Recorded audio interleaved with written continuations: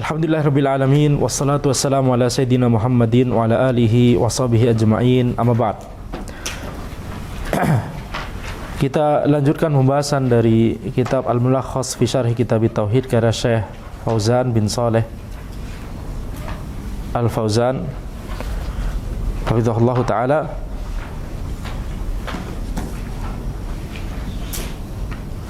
Karya Syekh Shalih bin Fauzan bin Abdillah Al-Fauzan. Ya, taib. Nah, hafizahullah taala. Di mana kita sampai pada bab yang kedua, babu fadli tauhid wa ma yukaffiru minadz dzunub. Bab tentang keutamaan tauhid dan dosa-dosa yang digugurkan oleh tauhid. Jadi setelah sebelumnya di bab sebelumnya mendefinisikan tentang tauhid, penulis matan yaitu Syekhul Islam Muhammad bin Abdul Wahhab rahimahullah, setelah beliau membahas tentang definisi dari tauhid, menjelaskan apa itu tauhid, sekarang di bab ini beliau masuk pada pembahasan keutamaan tauhid. Makanya di sini disebutkan babu fadli tauhid. Bab tentang keutamaan tauhid. Kemudian nanti ini diisyaratkan salah satu keutamaan tauhid adalah menggugurkan dosa. Jadi makanya di sini ada tambahan wa ma yukaffiru minadz dzunub, dan dosa-dosa yang digugurkan oleh tauhid. Wa qaulillahi ta'ala alladzina amanu wa lam yalbisu imanuhum bidzulmin ulaika lahumul amnu wa hum muhtadun. Al-ayah. Allah Subhanahu wa taala berfirman, orang-orang yang beriman dan tidak mencampur keimanan mereka dengan kezaliman, ulaika lahumul amn, mereka itulah yang mendapatkan keamanan, wa hum muhtadun, dan mereka adalah orang-orang yang mendapatkan petunjuk. Munasabatu hadzal bab li kitab tauhid, kaitan bab ini dengan kitab tauhid, lama bayyana fil babil awal wujubat tauhid wa makna. Ketika penulis matan itu Syekhul Islam Muhammad bin Abdul Wahhab rahimahullah, beliau menjelaskan di bab pertama tentang wajibnya tauhid dan makna dari tauhid. Bayana fi hadzal babi fadlat tauhid wa atharahu al-hamidah. Beliau menjelaskan dalam bab ini keutamaan tauhid dan konsekuensi dari tauhid, yang itu adalah al-hamidah, konsekuensi yang terpuji, konsekuensi yang bagus, yang baik. Wa nataijahu al-jamilah, dan hasil dari tauhid, konsekuensi dari tauhid yang indah. Allati minha takfirudz dzunub, yang diantara keutamaan tersebut adalah menggugurkan dosa. Li ajlil hathi alaihi wat targhibi fihi. Ya, disebutkannya keutamaan tauhid ini dalam rangka supaya orang-orang itu termotivasi dan semangat untuk mempelajari tauhid, semangat untuk merealisasikan tauhid. Ya, jadi ini kaitan mengapa bab ini dibahas. Dibahas bahkan sebagai bab kedua setelah di bab sebelumnya menjelaskan tentang makna tauhid dan wajibnya tauhid. Babun huwa lughatan al-madkhal. Bab secara bahasa, bab itu bermakna tempat masuk, al-madkhal. Wastilahan ismun li jumlatin minal ilmi tahtahu fusul wa masailu ghaliban. Adapun kata bab secara istilah, bab itu adalah sebuah kata untuk menunjukkan sejumlah ilmu yang di bawah dari bab. Di dalam bab itu biasanya ada fasal dan ada masalah. Jadi ini satuan-satuan ilmu. Pertama ada kitab. Kitab terdiri atas berbagai bab. Bab terdiri atas berbagai fasal. Kalau di Indonesia jadi pasal. Sedangkan fasal di dalamnya terdiri atas masail atau masalah-masalah ilmu. Jadi itu yang dimaksud dengan bab di sini. Jadi ini istilah. Karena dalam bahasa Arab kata babun juga bermakna pintu, yaitu di tempat masuk. Jadi penulis sedang menjelaskan mengapa di dalam kitab, ya, di dalam buku, mengapa itu disebut bab. Karena seolah itu adalah pintu masuk untuk memasuki ilmu yang terkandung di dalamnya. Ya, tapi ini makna istilah. Di dalam bab ada fasal, dalam fasal ada masalah. Taib. Yukafiru at-takfir, yukafiru masdarnya adalah at-takfir. At-takfir fil lughah as-satr wal taghtiyah. At-takfir dalam bahasa Arab itu bermakna menutup, menyembunyikan, menutupi. Adapun wasyar'an, secara syariat makna dari takfir mahwudz dzambi hatta yasira bimanzilatil ma'dum, yaitu menggugurkan dosa sehingga sampai-sampai itu seolah tidak ada karena sudah digugurkan, sudah dihapus. Itu namanya takfiruz dzunub, menggugurkan dosa. Ada juga istilah takfir, yaitu mengkafirkan orang lain. Nah, ini berbeda, ya, berbeda. Kata takfir yang kita bahas di sini adalah takfir yang bermakna menggugurkan. Takfiruz dzunub, penggugur dosa. Minadz dzunub min bayaniyah wa laysat litab'id. Min, yang dimaksud dengan min adalah min bayaniyah, yaitu menjelaskan. Wa laysat litab'id, bukan bermakna menunjukkan itu sebagian. Jadi wa ma yukaffiru minadz dzunub maksudnya adalah minadz dzunub itu menjelaskan apa yang digugurkan, dosa. Ya, jadi itu adalah min bayaniyah. Tentunya ini susah kalau belum belajar nahwu sebelumnya. Ya, jadi faedah ini mungkin hanya bisa dipahami oleh orang yang sudah belajar nahwu sebelumnya. Wa dzunub jam'u dzambin wa huwa matakbahu akibatuhu. Dzunub itu jamak dari dosa, jamak dari dzambun, dan kata dzambun itu maknanya adalah matakbahu akibatuhu, sesuatu yang jelek akibatnya. Akibat itu berarti dari bahasa Arab. Matakbahu akibatuhu, sesuatu yang jelek akibatnya, yakni dosa karena dia mengarahkan kepada azab dari Allah Subhanahu wa taala. Amanu ini menjelaskan ayat alladzina amanu wa lam yalbisu imanahum bidzulmin. Alladzina amanu, orang-orang yang beriman. Amanu maksudnya adalah saddaqu biqulubihim wa nataqu bi alsinatihim wa amilu bi jawarihihim. Amanu, orang-orang beriman maksudnya adalah orang-orang yang membenarkan dengan hati mereka dan mengucapkan dengan lisan mereka dan mengamalkan dengan anggota tubuh mereka. Ini tanda bahwa kalau seseorang mendefinisikan amanu seperti ini, maka ini adalah Ahlussunnah wal Jamaah. Ini definisi Ahlussunnah wal Jamaah untuk kata iman. Kalau kita melihat beberapa kitab tafsir yang ditulis oleh Asy'ariyah misalkan, maka ketika menafsirkan alladzina amanu, maka cuma ditafsirkan tasdik, cuma ditafsirkan saddaqu biqulubihim, membenarkan dengan hati mereka. Ini pemahamannya Murji'ah, ya. Jadi ketika antum baca kitab tafsir, kemudian ada kata iman di situ, alladzina amanu misalkan, ya ayyuhalladzina amanu misalkan, atau di sini di ayat ini alladzina amanu wa lam yalbisu imanahum bidzulmin.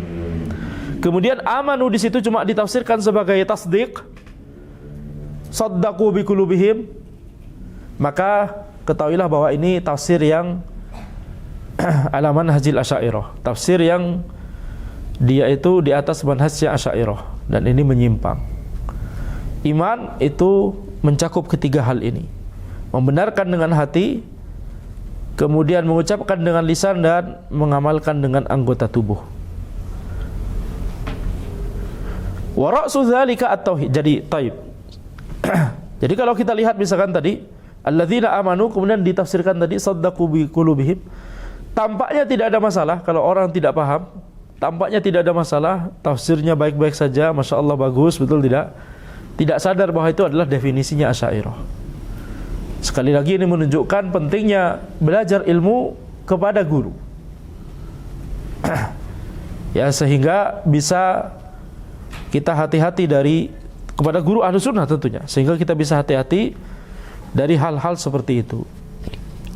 Jadi kitab-kitab tafsirnya yang ditulis oleh Asy'ariyah, dan banyak kitab tafsir yang ditulis oleh Asy'ariyah, Tafsirul Jalalain misalkan, ya, maka kata iman ditafsirkan seperti ini, ya, cuma tasdik.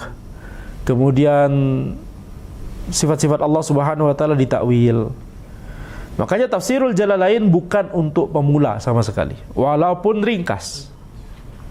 Walaupun ringkas, bukan untuk pemula sama sekali. Ana berapa kali ditanya, apakah Ana mau belajar kitab tafsir dengan serius? Antum sudah belajar bahasa Arab? Belum.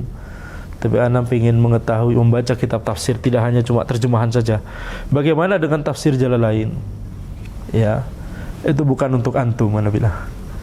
Ini bukan untuk pemula, walaupun ringkas. Kalau mau kitab tafsir yang ringkas, maka bisa antum baca Al-Mukhtasar fi Tafsir, Al-Mukhtasar fi Tafsir, atau Al-Mukhtasar fi Tafsiril Quran, atau Tafsir Muyassar misalkan. Itu insyaallah bersih dari keanehan-keanehan.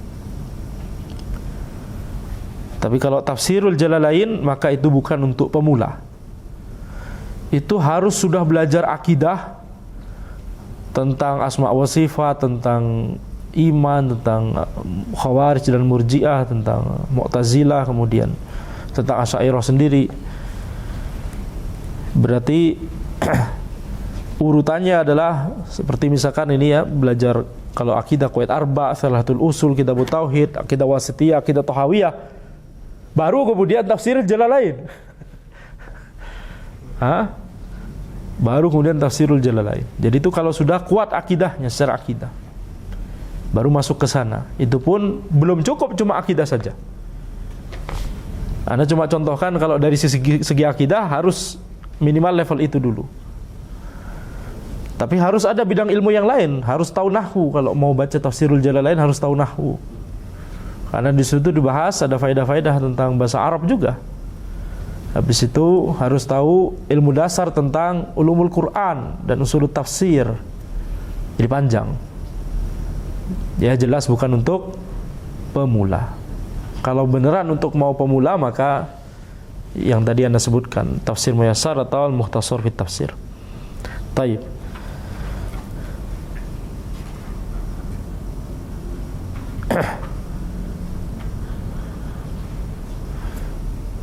Dan sekarang ya memang sebagian kaum muslimin memang mungkin semangat ya untuk belajar agama, dan anak kapan itu ke toko buku yang major di Indonesia, teman sudah tahu berarti toko buku paling major di Indonesia, dan di situ ada sebuah buku bahasa Indonesia. Karena semua di situ kan bahasa Indonesia, walaupun buku bahasa Inggris tapi sudah diterjemahkan begitu kan. Pengenalan akidah Maturidiyah karya Taftazani. Ini ada di sini, ajib ya, nih harusnya kita banjiri toko buku ini dengan buku-buku sunnah, betul tidak? Penjelasan pengenalan tentang akidah Maturidiyah karya Taftazani. Sehingga itu membuat ana terpikir untuk mari kita bikin daurah ya. Membahas tentang Taftazani dalam rangka untuk membantah. Ya, bukan dalam rangka untuk menjelaskan akidah Maturidiyah. Taib. Kemudian buku dari Nidal Guesum, nggak tahu gimana cara bacanya. Nidal Guesum, tentang dia fisikawan, menjelaskan tentang hubungan antara Islam dengan sains. Ada sisi yang benar, ada sisi yang salah. Dan ada bukunya di situ. Ya. Jadi anak katakan ini harusnya yang ada di sini bukan bukunya Nidal, tapi buku ana bisa. Ana sedang menulis ke arah sana, jadi tapi kita tidak tahu apakah bisa masuk ke toko buku major tersebut. Tapi maksud ana adalah yakni berapa banyak buku-buku yang mengajarkan keanehan itu masih tersebar banyak di Indonesia. Kalau di YouTube jangan ditanya, orang belajar sihir aja bisa online melalui ijazah online, jadi dukun, ajib. Nggak boleh searching, ya, tidak boleh searching. Baik.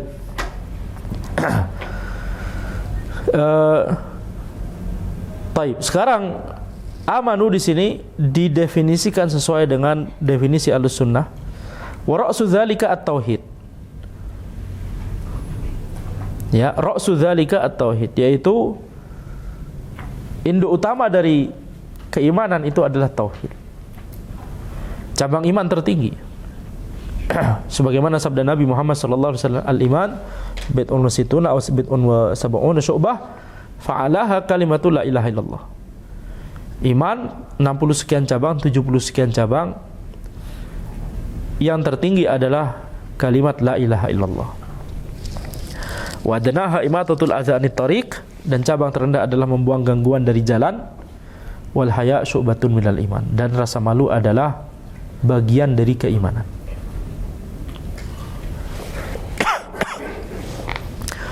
Jadi di sini kita lihat di hadis tersebut, kalimat la ilaha illallah itu berarti ucapan lisan. Qaulu la ilaha illallah ucapan lisan. Kemudian membuang gangguan dari jalan itu perbuatan anggota tubuh. Kemudian setelah itu rasa malu itu adalah amalan hati. Jadi Nabi Muhammad SAW menyebutkan bahwa amalannya hati, amalannya lisan, yaitu perkataan lisan, dan amalannya anggota tubuh itu semuanya adalah cabang-cabang keimanan. Jadi iman tidak hanya apa yang ada di hati, tapi juga apa yang ada di lisan dan di anggota tubuh. Ini akidah Ahlussunnah sesuai dengan dalil-dalil, ya. Tidak seperti yang dipahami oleh Murji'ah dan Asy'ariyah. Murji'ah dalam bab ini, Asy'ariyah itu dalam bab ini adalah Murji'ah. Taib. Jadi mereka tidak hanya punya penyimpangan dalam masalah nama dan sifat Allah, tapi mereka juga punya penyimpangan dalam masalah iman. Makanya istilahnya adalah Asy'ariyah dalam bab iman adalah Murji'ah, gitu ya. Itu sama saja mengatakan mereka memiliki kesalahan dalam masalah iman. Yalbisu imanahum, mencampur aduk keimanan mereka.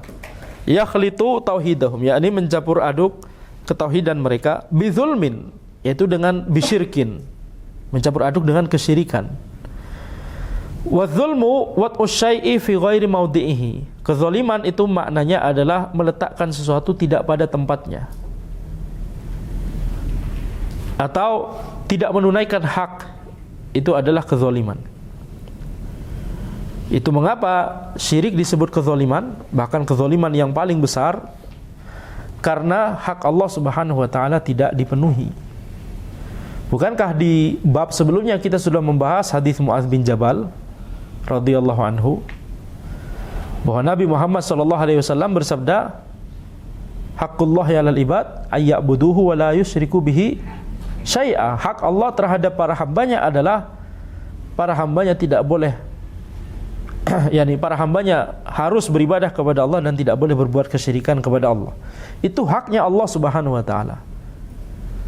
Dan hak siapa lagi yang lebih besar, yang lebih wajib untuk dipenuhi selain hak Allah Subhanahu wa taala?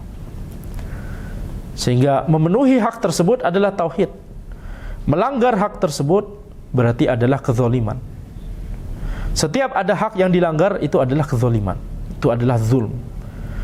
Seseorang melanggar hak orang lain misalkan, datang-datang tiba-tiba mukul, gitu ya, zalim, betul tidak? Atau mengambil harta orang lain, zalim.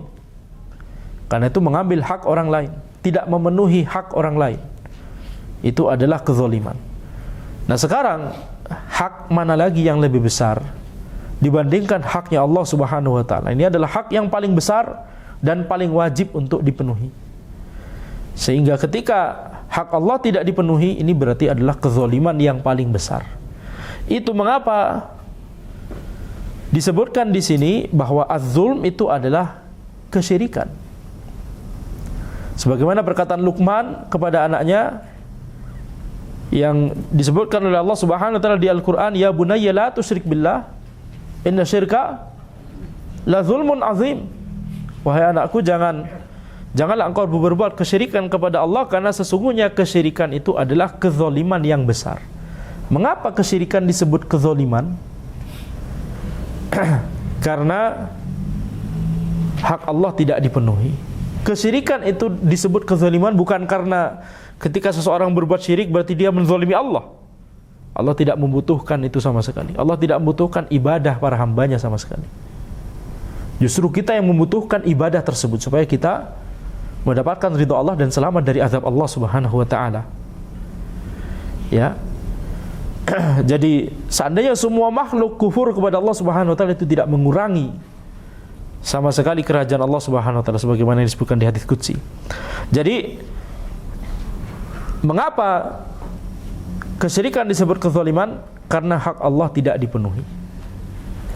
Ya. Jadi inna syirka la zulmun azim, sesungguhnya kesyirikan itu adalah benar-benar kezaliman yang besar. Ditafsirkan oleh Ibnu Katsir rahimahullah, kezaliman yang paling besar. Tidak ada di dalam Al-Qur'an dan As-Sunnah kata zulm disandingkan dengan azim kecuali untuk syirik. La zulmun azim, inna syirka la zulmun azim, ini sifat untuk kesyirikan. Ini kezaliman yang paling besar. Summiya syirku zulman. Kesyirikan itu disebut kezaliman li'annahu wat'un lil ibadah fi ghairi mawdi'iha wa sarfun laha li ghairi mustahiqiha. Mengapa kesyirikan disebut kezaliman? Karena kesyirikan itu adalah meletakkan ibadah tidak pada tempatnya, wa sarfun laha li ghairi mustahiqiha, dan mengarahkan ibadah kepada yang tidak berhak terhadap ibadah tersebut. Nah, ini sudut pandang lain. Karena tadi Syekh Shalih bin Fauzan hafizahullah, beliau menjelaskan bahwa zulm itu adalah meletakkan sesuatu tidak pada tempatnya. Sehingga kalau pakai redaksi ini sebenarnya sama saja, betul tidak? Kalau pakai redaksi ini maka kesyirikan itu adalah dia meletakkan ibadah tidak pada tempatnya, mengarahkan ibadah tidak pada yang seharusnya, kepada sesuatu yang tidak berhak. Nah, kembali lagi ke hak. Betul? Kembali lagi ke masalah hak. Ini hak Allah Subhanahu wa taala. Untuk seseorang itu hanya beribadah kepada Allah, tidak berbuat kesyirikan kepada Allah sama sekali. Baik, sekarang jelas mengapa kesyirikan itu disebut kezaliman, bahkan kezaliman yang paling besar. Jawabannya tadi, karena dia merupakan pelanggaran terhadap hak Allah Subhanahu wa taala. Mengapa Anda tekankan ini? Karena banyak orang orientalis yang atau liberal juga ikut-ikutan. Mereka berusaha memelintir ayat ini, mengatakan bahwa Allah Subhanahu wa taala membutuhkan ibadah seseorang. Kalau seseorang itu berbuat syirik, maka itu menzalimi Allah Subhanahu wa taala, berdalil dengan inna syirka la zulmun azim. Ya, perkataan Luqman tadi yang disebutkan oleh Allah Subhanahu wa taala, hikayatan an Luqman. Ya bunayya la tusyrik billah inna syirka la zulmun azim. Kesyirikan adalah kezaliman yang besar. Maksudnya adalah karena itu pelanggaran terhadap hak Allah Subhanahu wa taala, hak yang paling besar, yaitu hak Allah Subhanahu wa taala. Al-amnu tuma'ninatun nafsi wa zawalul khauf. Yang dimaksud dengan al-aman adalah tenangnya jiwa dan hilangnya rasa takut. Jadi tadi di ayat tadi, alladzina amanu wa lam yalbisu imanahum bidzulmin. Orang-orang yang beriman dan tidak mencampur aduk keimanannya dengan kezaliman, yaitu kesyirikan. Ulaika lahumul aman. Bagi mereka keamanan. Baik keamanan di dunia ataupun keamanan di akhirat. Keamanan di dunia yaitu adalah ketika seseorang mentauhidkan Allah, beriman kepada Allah, tidak berbuat kesyirikan kepada Allah Subhanahu wa taala sama sekali, maka Allah akan lindungi dia di dunia, berikan keamanan kepada dia di dunia dari godaan syahwat, dari godaan syubhat. Diberikan taufik oleh Allah Subhanahu wa taala untuk selamat dari itu semua. Ya, tentunya taufik dari Allah tergantung keimanan orang tersebut. Al jaza' min jinsil amal. Ya, jadi kalau seseorang itu masih melakukan kemaksiatan, nah, sebesar itulah berarti kadar keimanannya kepada Allah Subhanahu wa taala. Tapi kalau seseorang itu benar-benar beriman kepada Allah, maka Allah akan lindungi dia dari syahwat yang haram dan dari syubhat. Keamanan di dunia Yang lainnya yang Allah berikan kepada orang yang beriman adalah terjaganya harta dan darahnya. Haram bagi orang lain untuk kemudian mengambil hartanya tanpa hak, menumpahkan darahnya tanpa hak. Sebagaimana sabda Nabi Muhammad sallallahu alaihi wasallam, "Man qala la ilaha illallah wa kafara bima yu'badu min dunillah, haruma maluhu wa damuhu wa hisabuhu 'ala Allah." Barang siapa yang mengucapkan la ilaha illallah, berarti dia beriman kepada Allah. Wa kafara bima yu'badu min dunillah, dan dia kufur kepada apa-apa yang diibadahi selain Allah, dia tidak berbuat kesyirikan, maka haruma maluhu wa damuhu, hartanya haram dan darahnya haram. Haram untuk diambil tanpa hak, yakni haruma maluhu wa damuhu wa hisabuhu 'ala Allah, dan perhitungannya nanti akan di sisi Allah Subhanahu wa taala. Wa hisabuhu 'ala Allah. Perhitungannya nanti dilakukan oleh Allah Subhanahu wa taala. Kita enggak perlu melihat kepada kondisi batinnya bagaimana, apakah benar dia beriman atau tidak. Kalau secara zahir dia sudah mengucapkan kalimat tauhid la ilaha illallah, secara zahir dia beriman kepada Allah, khalas. Berarti ini muslim. Berarti ini hartanya tidak boleh diambil tanpa hak, darahnya tidak boleh ditumpahkan tanpa hak. Orang kafir saja, orang kafir terdiri atas berbagai kategori yang tidak semuanya darahnya dan hartanya halal. Orang kafir saja ada kafir musta'man, ada kafir mu'ahad, dan ada kafir zimmi, dan ada kafir harbi. Ada 4 kategori orang kafir. Yang halal darahnya dan halal hartanya yang mana? Kafir harbi, yang ketika kita sedang berperang dengan orang kafir itu namanya perang. Kalau antum nggak bunuh, antum dibunuh atau tidak? Nah, namanya perang, kondisi beda. Jadi orang kafir saja ada 4 kategori. Sehingga tidak boleh dari hadis tadi, man qala la ilaha illallah wa kafara bima yu'badu min dunillah, haruma maluhu wa damuhu wa hisabuhu 'ala Allah.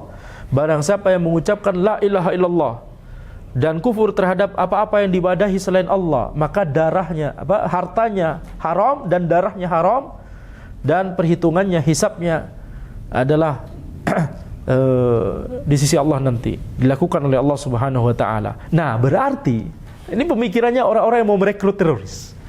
Berarti kalau ya kan? Berarti kalau tidak mengucapkan la ilaha illallah, yakni orang kafir, berarti apa? Kesimpulannya mafhum mukhalafah. Apa kesimpulannya? Hartanya halal, darahnya halal, betul tidak? Kalau cuma berbekal hadis itu, kesimpulan ini tampaknya benar, betul tidak?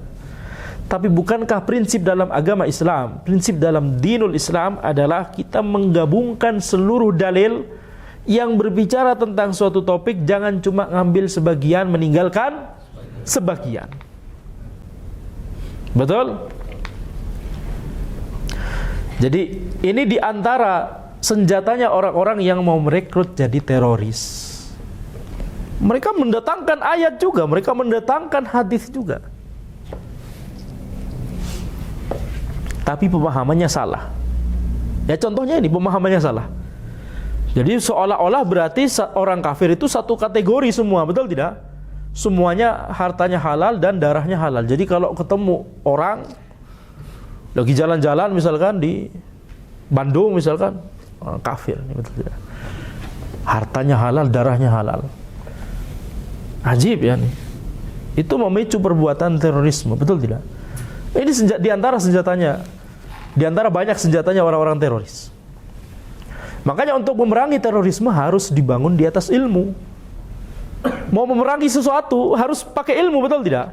Antum merangin penyakit harus ada ilmunya, betul? Kalau nggak ada ilmunya, gimana antum mau memerangi? Gimana antum tahu indikasinya, gejalanya? Kalau ilmunya saja nggak tahu, apalagi mau mengobati gejalanya aja antum nggak tahu. Kalau sudah terampil maka bicara 5 menit, 10 menit, tapi dengan pembicaraan yang kita bisa tanya jawab kepada dia, kita bisa tahu ini orang terindikasi. Jadi ini ilmu yang harus diketahui oleh para intel ini, betul tidak? Lagi-lagi betul tidak?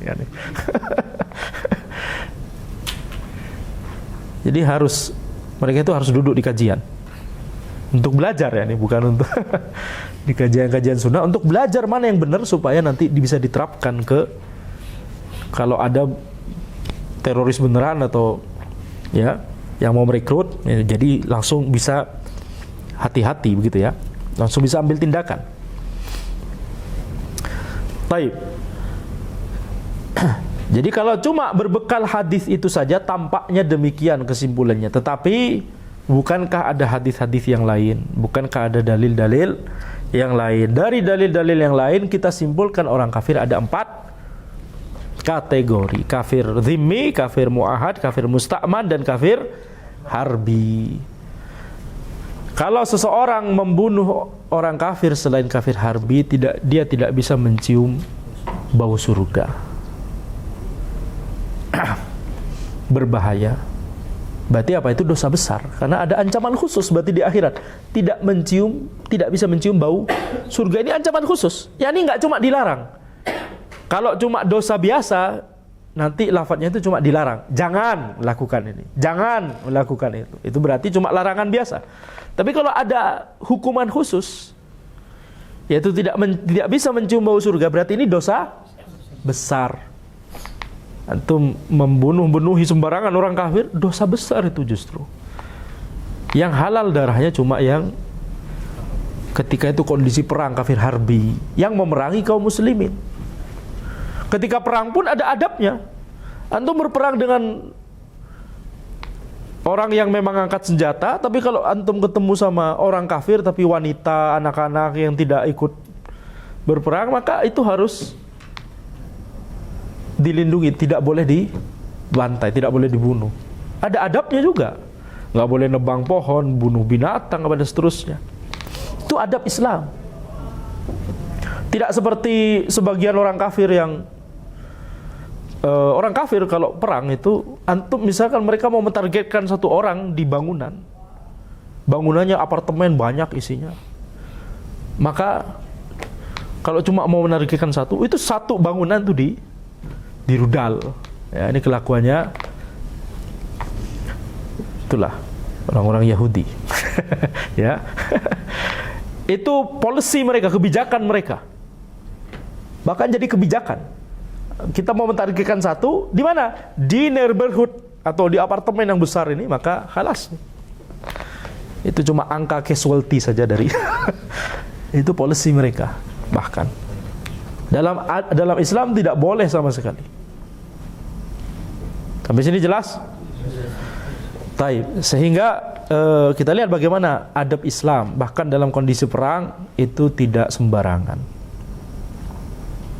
Jadi ini adalah rahmah. Ya, rahmatan lil alamin. Taib. Jadi hati-hati di sini. Kalau ada hadis tersebut, hati-hati jangan mau dipelintir, berbahaya. Itu sangat mudah untuk dipelintir. Betul tidak? Kemudian keamanan di akhirat. Keamanan di akhirat adalah ketika Allah Subhanahu wa taala melindungi orang tersebut dari azab neraka, memudahkan dia untuk masuk surga. Ketika dia beriman dan tidak mencampur keimanannya dengan kezaliman, yakni kesyirikan, maka Allah Subhanahu wa taala akan berikan keamanan dia di akhirat. Keamanan dari neraka, dari azab neraka, dan dimudahkan untuk masuk ke dalam surga Allah, dan dimudahkan dalam setiap fase-fase kejadian di akhirat. Faman tabi'a hudaya fala khaufun 'alaihim wa lahum yahzanun. Barang siapa yang mengikuti petunjukku, maka fala khaufun 'alaihim wa lahum yahzanun. Maka mereka tidak ada rasa takut baginya dan tidak ada mereka bersedih. Fala khaufun 'alaihim wa lahum yahzanun. Faman tabi'a hudaya fala khaufun 'alaihim wa lahum yahzanun. Nah, mereka tidak memiliki rasa takut dan tidak pula mereka bersedih. Baik di dunia ataupun di akhirat. Rasa aman, diberikan rasa aman oleh Allah Subhanahu wa taala. La yahzunuhumul faza'ul akbar. Disebutkan kondisi orang-orang yang beriman ketika di akhirat, la yahzunuhumul faza'ul akbar. Al-faza' al-akbar, sesuatu yang menakutkan, yang paling besar, yaitu azab neraka tidak membuat mereka takut sama sekali, tidak membuat mereka sedih atau gundah sama sekali. Siapa mereka di situ yang di ayat itu? Orang-orang yang beriman. Jadi ketika di akhirat mereka diberikan ketenangan. Ala bi dzikrillah tatma'innul qulub. Bukankah hanya dengan mengingat Allah hati itu menjadi tenang? Ini termasuk nanti di akhirat. La yahzunuhumul faza'ul akbar. Ya, al-faza' al-akbar. Sesuatu yang menakutkan yang paling besar itu tidak membuat mereka takut, tidak membuat mereka sedih, tidak membuat mereka gelisah dan khawatir.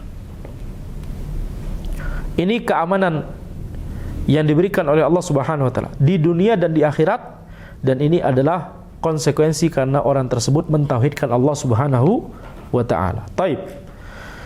Ulaika lahumul amnu wa hum muhtadun. Dan mereka itu adalah orang-orang yang diberikan petunjuk, mendapatkan petunjuk. Muhtadun ay muwaffaquna lisairi ala siratil mustaqim sabituna alaih. Muhtadun yaitu muwaffaquna lisair. Mereka itu diberikan taufik untuk bisa berjalan di atas jalan yang lurus. Sabituna alaih. Mereka kokoh di atas jalan yang lurus tersebut. Jadi hidayah juga sama, hidayah di dunia dan hidayah di akhirat. Jadi ini balasan, ini keutamaan orang yang mentauhidkan Allah, balasan untuk mereka. Diberikan keamanan di dunia dan di akhirat sebagaimana yang telah kita jelaskan tadi, dan diberikan hidayah atau petunjuk di dunia ataupun di akhirat. Hidayah bagi mereka di dunia yaitu ketika Allah Subhanahu wa taala memudahkan mereka untuk menuntut ilmu syar'i, memudahkan mereka untuk mengamalkan amalan-amalan soleh, Allah memudahkan mereka untuk mengerjakan amalan-amalan ibadah. Mayuridillahu bihi khairan yufaqihu fid din.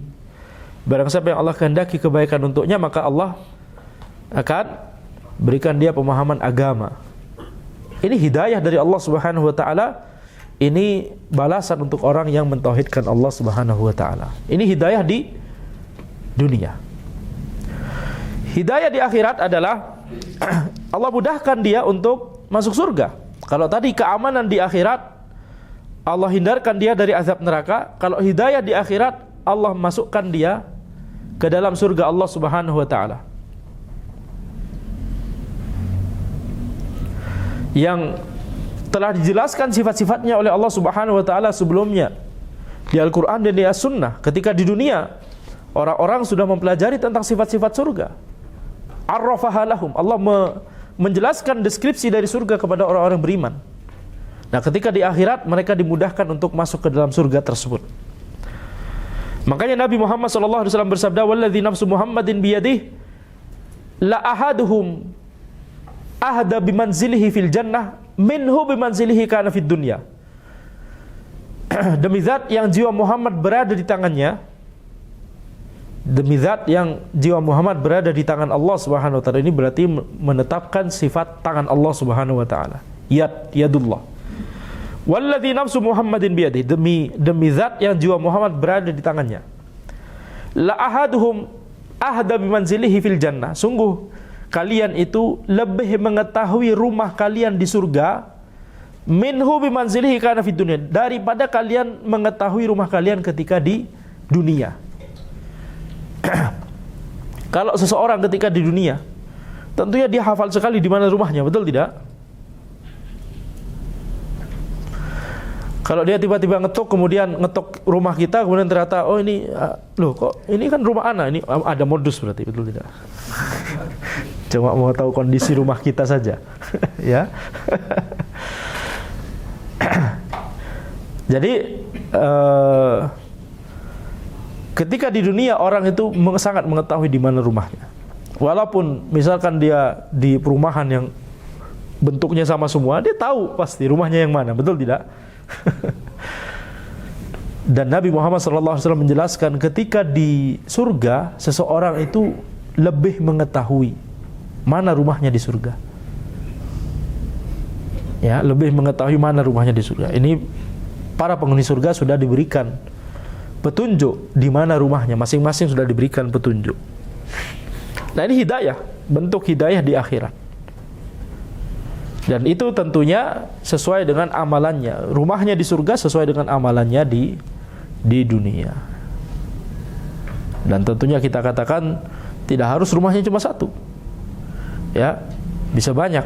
Makanya kita harus banyak mengamalkan amalan ibadah supaya dan mentauhidkan Allah tentunya ya, supaya bisa memiliki kesudahan yang baik di akhirat. Taib. Kemudian al-makna al-ijmali lil ayah, makna umum dari ayat ini adalah yukhbiru subhanahu annal ladzina akhlasul ibadah lillah annal ladzina akhlasul ibadata lillahi wahdahu lam yakhlitu tauhidahum bisyirkin humul aminuna minal makhawifi wal makarihi yaumal qiyamah.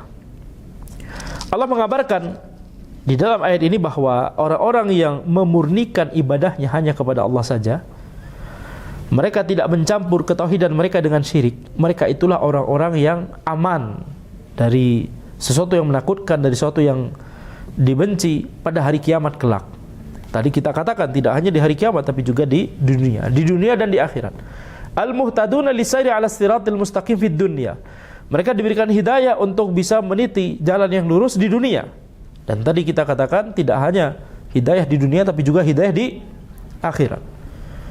Munasabatul ayah lil bab, kaitan ayat ini dengan bab ini adalah annaha dallat ala fadli tauhid wa takfirihi lidzunub.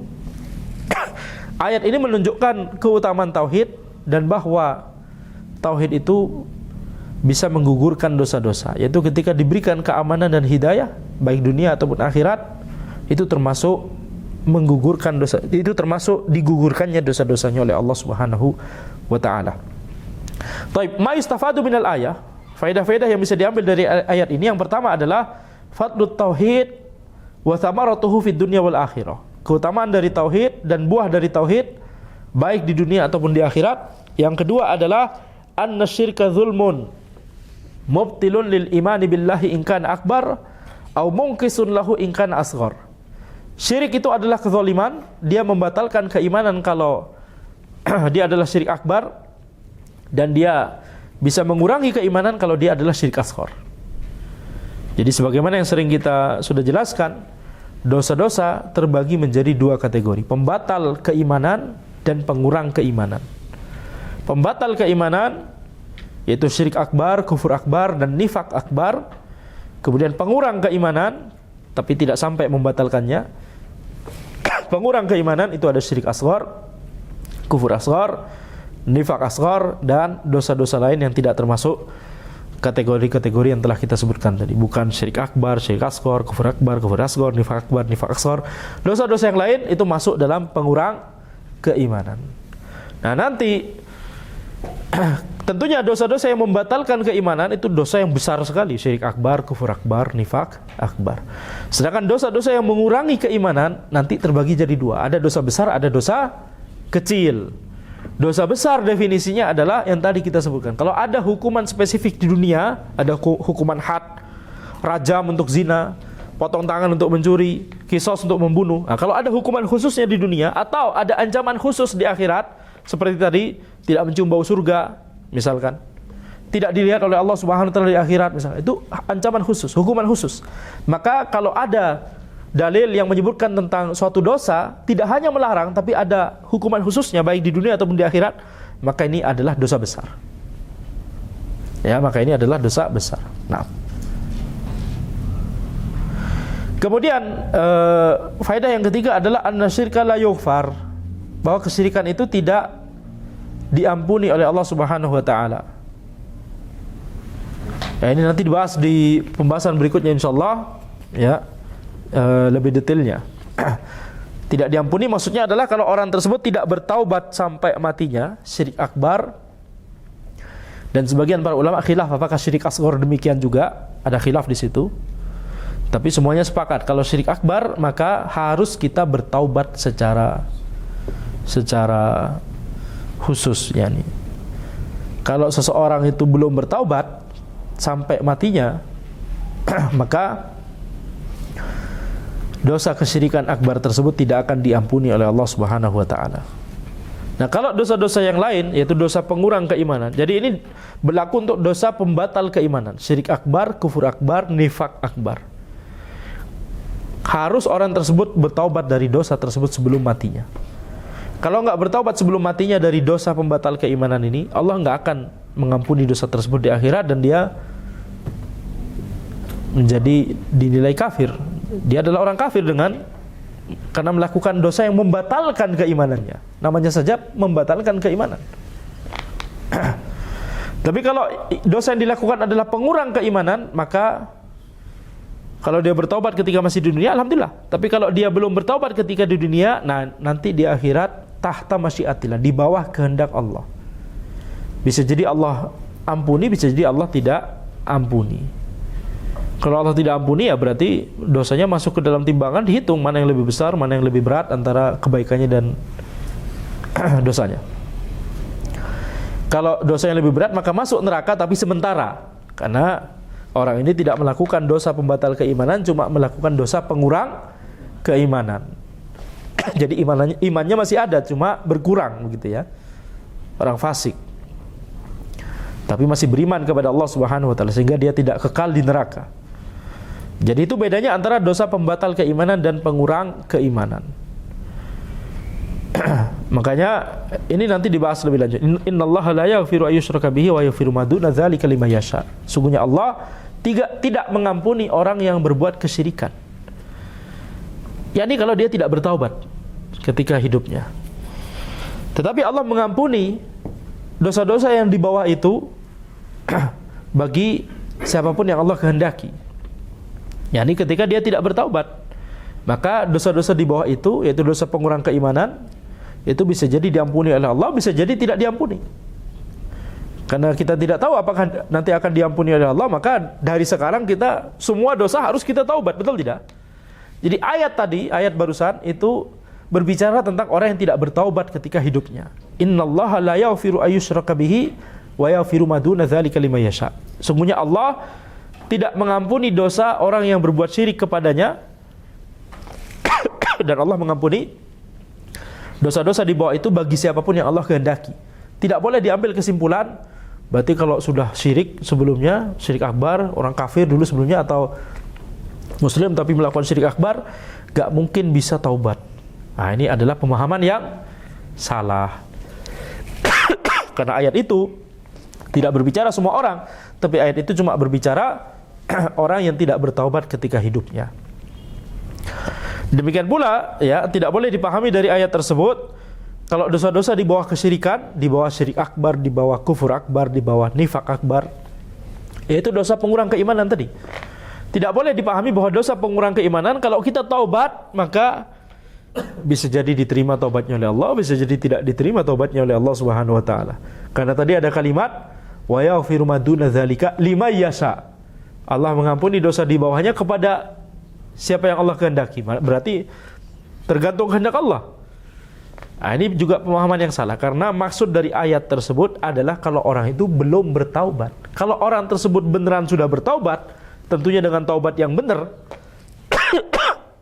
taubat nasuha, maka semua dosa walaupun itu syirik akbar, kufur akbar, nifak akbar, walaupun dosa yang besar sekali, paling besar sekalipun, semuanya akan diampuni oleh Allah Subhanahu wa ta'ala. Lihat para sahabat yang dahulunya memerangi Rasulullah SAW, Khalid bin Walid misalkan, dan para sahabat yang lain, ketika bertaubat maka menjadi sahabat yang mulia, betul tidak? Nah, dosa yang lebih besar apa lagi yang bisa dilakukan seseorang selain dosa memerangi utusan Allah Subhanahu wa ta'ala? Kufur dan juga memerangi utusan Allah. Ini lebih besar daripada sekedar kufur, sekedar kafir. Kalau sekedar kafir tapi tidak memerangi Rasulullah, tetap kafir ya, tetap besar juga dosanya, sangat besar, dosa kekufuran. Tapi ini dosa kekafiran plus menjadi panglima perang yang memusuhi Rasulullah sallallahu alaihi wasallam dan bisa mengalahkan pasukan kaum muslimin, bisa membuat Rasulullah sallallahu alaihi wasallam berdarah di perang Uhud. Betul? Kira-kira ini parah sekali, betul tidak? Tetapi ketika Itu hikmah Allah Subhanahu wa taala. Dibuat kisahnya seperti itu, kejadiannya seperti itu. Khalid bin Walid kemudian ya, dan beberapa sahabat yang lain banyak kemudian bertaubat, beriman kepada Allah dan Rasulnya sallallahu alaihi wasallam, dan mereka menjadi para sahabat yang mulia radhiyallahu anhum ajmain. Jadi apalagi orang yang dosanya di bawah itu, maksudnya yang tidak bisa memerangi Rasulullah, tidak boleh ya, bukan tidak boleh memerangi, dan dia tidak melakukan hal tersebut, tapi mungkin dia melakukan syirik akbar, kufur akbar, nifak akbar misalkan, maka kalau bertaubat semua dosa itu diampuni oleh Allah Subhanahu wa taala. Baik. Kemudian faedah yang keempat, anna syirka yusabbibul khaufa fid dunya wal akhirah. Nah, ini kebalikannya, berarti kesyirikan itu bisa menyebabkan al-khauf, rasa takut di dunia dan di akhirat. Kesyirikan bisa menyebabkan rasa takut di akhirat, jelas. Takut dari apa? Neraka. Nah, sekarang contohnya apa maksud dari kesyirikan bisa menyebabkan rasa takut di dunia? Hidupnya tidak tenang. Karena selain tadi ayat tadi, ala bizikrillahi tatma'innul qulub, bukankah hanya dengan mengingat Allah hati itu menjadi tenang? Tapi kita lihat misalkan kalau antum mau yang benar-benar jelas gitu. Kalau ini kan seolah teoritis sekali, betul tidak? Masih ngawang-ngawang mungkin. Apa yang dimaksud dengan kalau orang berbuat syirik itu jadi takut?